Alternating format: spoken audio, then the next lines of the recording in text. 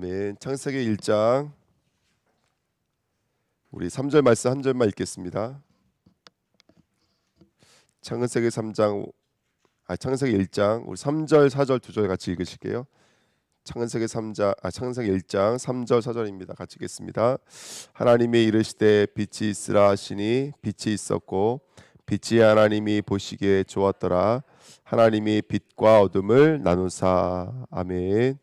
기도하겠습니다. 하나님 감사합니다. 오늘도 귀한 새벽으로 인도하신 것을 진심으로 감사드립니다. 특별히 말씀 붙잡고 언약 붙잡고 약속 붙잡고 주님 앞에 서서 하나님이 계획하시고 뜻하신 바가 이루어지는 것을 누리는 70인 제자로 불러주신 것을 감사드립니다. 하나님께서 오늘도 그 약속이 성취되어지는 귀한 축복 누릴 수 있도록 오늘도 이 말씀이 깨달아지며 말씀이 담겨지며 말씀이 성취되어지는 귀한 자리로 인도받도록 역사하여 주옵소서. 감사드리며 예수 그리스도의 이름으로 기도하옵나이다. 아멘. 우리가 이제 그 흑암혼돈 공허를 이기신 빛에 대해서 말씀을 나눴고 그 빛을 가지고 그리고 말씀을 가지고 성령의 순회 사역에 대해서도 함께 말씀을 나눴습니다. 그래서 오늘 결론은 창세기 우리 1장 1절부터 5절에 있는 말씀의 가장 중요한 결론은 뭐냐면 결국 알을 품을 때 뭘 품냐면 그 알이 있어야지 품을 거 아니에요. 성령이. 그럼 성령은 뭘 가지고 품고 있냐면 지금도 말씀을 가지고 품고 있거든요. 그래서 우리가 이르시되 하나님이 이르시되 그리고 그대로 되고 보시기에 좋았더라 이렇게 계속 말씀하시거든요. 이게 창세기 1장의 어떤 시스템과 구조인데 이 이르시되라는 이 말씀에 대해서 오늘 우리가 정말로 답을 찾고 우리가 얼마나 귀한 응답과 역사 속에 있는지를 다시 한번 더 확인할 수 있는 복된 시간 됐으면 좋겠습니다. 그래서 오늘 말씀 제목은 말씀의 순회와 운동입니다. 오늘 이르시되라고 말씀하셨거든요. 제가 말에 대해서 사전을 찾아보니까 간단히 말씀드리면 말은 뭐냐 그 사람이 갖고 있는 사고를 표현해내는 수단, 때로는 문자로, 음성으로, 기호로 나타내는 것을 말이라고 그러더라고요. 이런 생각이 들었어요. 그럼 하나님은 어떤 말로 말씀하셨을까? 미쿵 말로 말씀하셨을까? 아니면 한국말로 말씀하셨을까? 히브리 말로 말씀하셨을까? 한번 생각해 보세요. 하나님은 뭘로 말씀하셨을까요? 어떤 나라 말로 말씀하셨을까요? 천군말, 천군말. 우리가 하나님은 간단히 말씀드리면 미국 말도 아니고요, 어떤 말도 아니고 하나님은 입이 있을까요? 그분이 없을까요? 하나님은 뭐 이거 물어보는 것 자체가 뒤에 새벽부터 웃기게 만드는데 제가 말씀드리고 싶은 건 뭐냐면 하나님의 말은 우리가 알고 있는 것처럼 우리 입에서 나오는 그런 소리가 아니라는 것이죠. 문자도 아니고 기호도 아니라는 거예요. 하나님은 야 그런다고 저서 알아봐 주는 게 아니라 하나님은 사고 곧 하나님은 뜻과 계획이 곧 뭐라는 거예요? 성취고 역사라는 거예요. 아멘. 오늘 이 말씀 드리고 싶은 거예요. 그래서 하나님은 말씀하셨다 이르시다 때 미국말 이런 것을 통해서 말씀하셨다는 말이 아니라 하나님의 말씀은 곧 뭐다? 곧 성취고 역사라는 것이죠. 하나님 어떤 뜻을 갖고 있든지 간에 그 뜻은 이 땅에서 나타날 수밖에 없는 게 하나님인 줄 믿습니다. 아멘. 지금 그 얘기하고 싶은 것이죠. 그래서 이르시되라고 말씀하실 때에는 성취될 수밖에 없는 하나님의 뜻이라는 거예요. 그 하나님의 뜻은 뭐냐? 하나님의 뜻은 예수가 그리스도죠. 아멘. 그래서 모든 말씀은 요한복음 5장 39절도 그렇고 요한복음 20장 31절도 그렇고 모든 말씀은 예수가 그리스도임을 알기 위해서 우리에게 나타내 주시는 것이죠. 그러니까 말씀은 두 가지 의미가 있는 것 같아요. 말씀은 곧 성취다. 그러면서도 불구하고 하나님이 우리에게 말씀을 주셨을 때는 누구를 위한 배려냐면 사실은요 우리를 위한 배려예요. 우리를 하나님의 뜻이 무엇이고 하나님의 계획이 무엇인지를 알 수 있도록 우리에게 배려해 주시는 것이 말씀이 아닌가 생각이 들었습니다. 그러면 세 번째로 말과 말씀의 차이는 뭘까요? 이 말은 사람을 말하는 거죠. 사람의 말을 말하는 것이고 말씀은 하나님의 말씀을 말하는 것인데 말은 바뀌어요. 그리고 변개되어져요. 때로는 포기되어져요. 이게 말이에요. 하지만 말씀은 아까도 말씀 나눴던 것처럼 곧 성취이고 곧 역사가 되는 줄 믿습니다. 그러면 성도는 뭘로 살아가야 될까요? 네 번째 보시면 마태복음 4장 4절에 예수께서 대답하여 이르시되 기록되었으니 사람이 떡으로만 사는 것이 아니요 하나님의 입으로부터 나오는 뭘로 산다고요? 모든 말씀으로 살 것이라 하였느니라 하시니께 성경에 써 있죠. 아멘. 성도는 모든 말씀으로 사는 줄 믿습니다. 아멘. 그래서 우리가 재창조될 거거든요. 흑암운동 공허가 떠나가고 빛으로 재창조될 거예요. 하나님 우리 빛의 자리까지 이끄실 거거든요. 근데 그 근거가 뭐냐면 말씀이라는 거예요. 또 저와 여러분들이 오늘 믿으면 빛의 일들이 나타나요. 근데 그 근거가 뭐냐? 말씀이라는 거예요. 오늘 내게 말씀이 있다. 성취될 수밖에 없는 하나님의 약속이라는 것을 품고 오늘 우리가 말씀을 붙잡을 때 그것이 곧 믿음의 역사로 나타나게 될 줄 믿습니다. 히브리서 1장 2절에 이런 말씀이 있죠. 이 모든 날 마지막에는 무엇을 통하여 말씀하신다고요? 아들을 통하여 말씀하신다 이렇게 성경에 써 있습니다. 그러면 우리 삶은 곧 모든 신앙의 어떤 그 깊이 뿌리 내려져 있는 모든 메시지는 결국 그리스도로 연결되어져 있다는 것이죠. 그러니까 오늘 우리가 언약이 있다면 그 언약은 그리스도일 것이고 그 그리스도 언약을 붙잡고 있는 저와 여러분들 통해서 하나님 우리 빛의 삶으로 이끄실 것을 믿습니다. 아멘. 자, 그다음에 두 번째 보십시오. 근데 그 말씀에는 이런 의미가 있더라고요. 십자가라는 의미가 있어요. 말씀에는 이게 무슨 말이냐면 여러분 한번 보십시오. 지금도 이 말씀을 변개시키는 영이 있어요. 누구죠? 사탄 마귀 아닙니까? 말씀을 계속 변개시키고 말씀을 듣지 못하도록 미혹하게 만드는 게 사탄의 영이에요. 그래서 사탄은 흑암 혼돈 공허로 역사하죠. 영적 무지, 영적 비진리, 영적 무질서를 가지고 지금도 역사를 해요. 계속 말씀을 듣지 못하도록 사단은 말하고 있습니다. 그래서 이번에 보시면 이게 우리의 딜레마예요. 그게 뭐냐면 아무리 우리가 문자를 많이 갖고 있고 아무리 많은 말을 갖고 있어도 그 문자와 말은 누구를 완전하게 알 수가 없나면 하나님을 완전하게 알 수가 없죠. 이게 딜레마예요. 이 땅의 문자로는 하나님을 완전하게 알 수가 없어요. 그렇지 않습니까? 이 땅의 말로는 하나님을 완전하게 알 수가 없어요. 그래서 말씀에는 한 가지 비밀이 하나 있어요. 그게 뭐냐면 세 번째입니다. 하나님의 방법이 있는데요. 창세기 2장 7절에 보니까 인간을 만드셨을 때 영적인 원리가 그래요. 인간이 흙 속에다가 흙으로 지으시고 그 코에다가 뭘 불어넣으시냐면 생기를 불어넣으셔요. 이게 영적인 원리예요. 근데 마태복음 13장에 와서 하나님이 성도들에게 뭐라고 말씀하시냐면 제자들에게 뭐라고 말씀하시냐면 마태복음 13장 3절부터 23절까지 쭉 읽어야 되는데 원래는요. 예수께서 비유로 여러 가지를 그들에게 말씀하여 이르시되 씨를 뿌리는 자가 뿌리러 나가서 하시면서 씨 뿌리는 비유를 쭉 말씀하시죠. 그 씨앗이 길가밭이 떨어져요. 돌짝밭이 떨어져요. 가시덤불에 떨어져요. 다 말씀이 뿌리 내리지 못하고 죽어버려요. 그런데 어떤 사람은요. 옥토밭을 가지고 있는 사람에게는 말씀이 떨어져서 30배, 60배, 100배 열매를 맺더라는 거예요. 아멘. 그러니까 구원은 어떻게 이루어지냐면 말씀의 씨앗이 떨어져서 저와 여러분들이 열매 맺는 모습으로 구원의 역사가 임하게 되는 줄 믿습니다. 그러면서 요한복음 12장 24절에 예수님께서 이렇게 말씀하셨어요. 이게 너무나 중요합니다. 세 번째 보십시오. 내가 진실로 진실로 너희에게 이르노니 한 알의 밀이 땅에 떨어져 죽지 아니하면 한 알 그대로 있고 죽으면 어떻게 되냐면 많은 열매를 맺느니라. 아멘. 자, 오늘 우리가 붙잡는 말씀, 우리에게 들려지는 말씀에는 이런 비밀이 있는 거예요. 어떤 비밀이 있냐면 말씀이 땅으로 침투해 들어와서 저와 여러분들에게 들어와서 어떻게 되시냐면 말씀이 죽어주시는 거예요. 한 알의 밀알처럼 이 말씀이 죽어주시지 않으면 내 안에서 30배, 60배, 100배 열매를 맺을 수가 없는 거예요. 여러분 구원이라고 하는 것은 누군가의 죽음이 없으면 우리는 태어날 수가 없어요. 오늘 우리가 말씀을 받을 때 그 말씀이 내 안에 들어오셔서 그 말씀으로 문자로 우리에게 깨달음을 주는 것이 아니라 전혀 그런 방법이 아니고 말씀이 우리 안에 들어오셔서 십자가 역사를 우리에게 나타내 주시는 거예요. 하나님의 대속으로 말미암아 저주와 재앙 가운데 붙잡혀서 혼돈 흑암 공허로 살아갈 수밖에 없는 우리들을 위해서 대속의 제물로 우리 안에 썩어짐으로 말미암아 저와 여러분들은 깨달을 수 있고 알 수 있는 자로 하나님께서 우리를 재창조해 내신 줄 믿습니다. 이게 말씀의 효력이에요. 그러니까 우리가 말씀을 듣고 있다. 그러면 그 말씀이 내 안에 들어오셔서 썩어 주시는 거예요. 이 밀알에 죽는다라는 것은 십자가를 말하는 것이잖아요.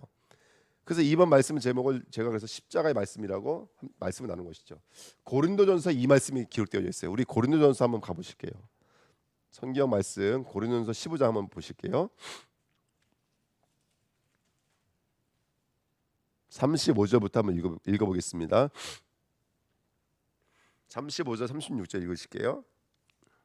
고린도전서 15장 35절 36절입니다.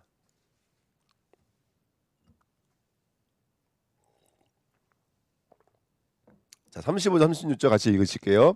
누가 묻기를 죽은 자들이 어떻게 다시 살아나며 어떠한 몸으로 오느냐 하리니 어리석은 자여 네가 뿌리는 씨가 죽지 아니하면 살아나지 못하겠고. 아멘. 여기 써 있잖아요. 누가 물어요. 어떻게 우리가 살아날 수 있겠습니까? 어떻게 우리가 흑암 없는 공허에서 나와서 살아날 수 있습니까? 라고 물어봤더니 36절에 어리석은 자여 내가 뿌리는 씨가 뭐하지 아니하면 죽지 아니하면, 말씀이 내 안에 들어와서 지금 무슨 일을 한다는 거예요? 십자가의 일들을 이루신다는 거예요. 예수님의 대속의 은혜를 그 말씀이 들어와서 내 안에 녹아져서 그 십자가의 대속의 은혜가 나타날 수 있도록 일하시는 것이 뭐냐면 우리 안에 들어있는 말씀의 씨앗인 줄 믿습니다. 여기 써 있잖아요. 이게 창세기 이 고린도 전서 15장 이 말씀 35절부터 45절 말씀은 창세기 2장 7절 말씀을 인용해서 한 말씀이에요. 그게 무슨 의미인지를 말씀해 주고 계시는 거예요. 원리가 그래요. 원리가 흙 속에 뭐가 들어와야 돼요? 생기, 하나님의 생명, 하나님의 말씀이 들어오면 십자가 2000년 전의 십자가 역사가 내 안에서 녹아지시는 거예요. 그래서 생명의 열매를 맺는 자리까지 하나님께서 우리 이끄신 줄 믿습니다. 30절부터 제가 45절까지 쭉 읽어드릴게요. 또 내가 뿌리는 것은 장래의 형체를 뿌리는 것이 아니요 다만 밀이나 다른 것의 알맹이 뿌리로다. 그러니까 말씀이 들어올 때는 하나의 그냥 씨앗이지만 하나의 씨앗이지만 그 씨앗이 38절에 하나님이 그 뜻대로 그에게 형체를 주시되 각 종자의 그 형체를 주시니라. 그 종자대로 담겨져 있는 형체대로 우리는 이루어질 수밖에 없다라는 거예요. 자, 39절 육체는 다 같은 육체가 아니니 하나는 사람의 육체요 하나는 짐승의 육체요 하나는 새의 육체요 하나는 물고기의 육체라. 하늘에 속한 형체도 있고 땅에 속한 형체도 있으나 하늘에 속한 것의 영광이 따로 있고 땅에 속한 것의 영광이 따로 있으니 해의 영광이 다르고 달의 영광이 다르며 별의 영광도 다른데 별과 별의 영광이 다르도다. 죽은 자의 부활도 그와 같으니 썩을 것으로 심고 썩지 않을 것으로 다시 살아나며, 그것이 와서 썩어 주시면 저와 여러분들 다시는 썩지 않을 것으로 나오게 된다는 거예요. 그래서 오늘 우리가 말씀을 의지하여 오늘 이 자리에 서 있는 줄 믿습니다. 43절 욕된 곳으로 심고 영광스러운 곳으로 다시 살아나며 약한 것으로 심고 강한 것으로 다시 살아나며 육의 몸으로 심고 신령한 몸으로 다시 살아나니 육의 몸이 있은즉 또 영의 몸도 있느니라. 그 45절이 그거 말하는 것이죠. 기록된 바 첫사람 아담은 생명이 되었다 함과 같이 마지막 아담은 뭐가 됐다고요? 살려주는 영이 되었나니. 오늘 우리가 심는 말씀은 그리스도예요. 그리스도가 내 안에 들어오시면 그 십자가와 부활의 일들을 이루어 주셔서 오늘 우리는 흑암 혼돈 공허를 나올 수 있는 귀한 생명력이 우리 안에 들어와서 뿌리를 내리고 열매 맺는 자리까지 우리에게 역사하시는 줄 믿습니다. 아멘. 그래서 여러분 우리가 말씀을 들을 때 우리는 말씀을 듣지만 이게 딜레마예요. 듣는 자리에 머물러 있는 거예요. 그리고 성도에게 가장 큰 문제가 뭐냐면 말씀을 알긴 아는데 그게 어디 영역에 머물러 있는 거예요? 지식에 머물러 있는 거예요. 율법에 머물러. 이게 우리 한계거든요. 이게 우리의 딜레마예요. 그럴 수밖에 없어요.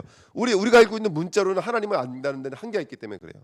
근데 그 말씀이 들어와서 한계 없이 역사하시는 것은 뭐냐면 그 말씀이 그리스도고 그 그리스도가 내 안에 씨앗으로 들어올 때는 내 안에서 십자가와 부활의 일들을 이루어주시는 거예요. 재창조 역사를 이루어주시는 거예요. 그러니까 감히 우리가 하나님을 알 수 있는 자리로, 하나님을 증거할 수 있는 자리로, 하나님을 노래할 수 있는 자리로 우리 이끌어 주신 줄 믿습니다. 자, 네 번째 이사야서 55장 10절 11절입니다. 우리 같이 읽겠습니다. 이는 비와 눈이 하늘로부터 내려서 그리로 데려가지 아니하고 땅을 젖어서 속출이 나게 하며 싹이 나게 하여 파종하는 자에게는 종자를 주며 먹는 자에게는 양식을 준과 같이 내 입에서 나가는 말도 이와 같이 헛되이 내게로 들어오지 아니하고 나의 기뻐하는 뜻을 이루며 내가 보낸 일에 형통함이니라. 아멘. 그러니까 우리가 붙잡은 모든 말씀은 지나가는 법이 없어요. 그 말씀은 살아서 내 안에 들어와서 미랄로 썩어서 생명의 일들로 역사할 줄 믿습니다. 아멘. 그리고 여기 중간에 두 번째 줄에 보시면 파종하는 자에게는 뭘 준다고요? 말씀이 종자를 줘요. 이게 말씀 운동입니다. 그러니까 우리가 말씀을 증거하는 자에게는 뭘 준다고요? 말씀을 종자로 줘요. 또 먹는 자에게는, 말씀을 받는 자에게는 뭘로 준다고요? 살아나는 양식으로 줘요. 그러니까 말씀이 다 한다고요. 쉽게 말하면 말씀은 곧 성취라고, 이거 하나 우리가 알자라는 거예요. 우리가 붙잡고 있는 말씀은 그냥 비가 났다가 그냥 가만히 있다가 쑥 올라가는 것이 아니라, 수증기가 되어서 올라가는 것이 아니라, 비가 내리면 살리잖아요. 온 대지를 적셔서 모든 채소와 나무들을 살리고 열매 맺는 자리까지 다 일을 하고 올라간다고요. 우리가 주신 말씀은 그 성취요, 응답이요, 역사인 것을 믿습니다. 아멘. 왜? 그리스도의 말씀이니까. 그리스도의 십자가 부활을 내포하고 있기 때문에 그래요. 그래서 오늘도 우리가 서밋학교의 렘넌트에게 말씀을 전하는데, 말씀처럼 아이들이 과간이에요. 떠들고 장난치고 제일 많이 떠드는 게 우리 하나들만요. 근데 그런데 그 말씀이 들어가요. 우리 아이들에게 말씀이 들어가요. 말씀이 살아있기 때문에 그래요. 말씀이 씨앗이기 때문에 그래요. 누군가는 종자로 줘요. 우리 선생님들에게는 종자로 줄 거예요. 누군가에 전달하라고. 누군가에 뭘로 준다고요? 음식으로 줘요. 생명으로 준다고요. 그래서 말씀은 하나도 그냥 헛되지 아니하고요, 완벽하게 살아서 역사하시는 줄 믿습니다. 오늘 우리 그 말씀 의지하자고요. 그 말씀 의지해서 오늘도 말씀을 우리 마음에 조금만 담기만 하면 흑암혼돈 공허가 십자가 앞에서 녹아져 내릴 거고, 빛의 사람으로 재창조되어져서 계속 쏟아지는 메시지처럼 살리고 악을 선으로 바꾸는 70인의 응답의 자리로 나가게 될 줄 믿습니다. 자, 그래서 우리는 말씀의 순회라는 말을 왜 썼겠어요? 성령의 운행이라는 말씀 때문에 말씀의 순회라는 말씀 썼습니다. 저는 우리 중학교 여기 계시는 우리 귀한 중직자님들이 말씀의 순회 사역자가 됐으면 좋겠어요.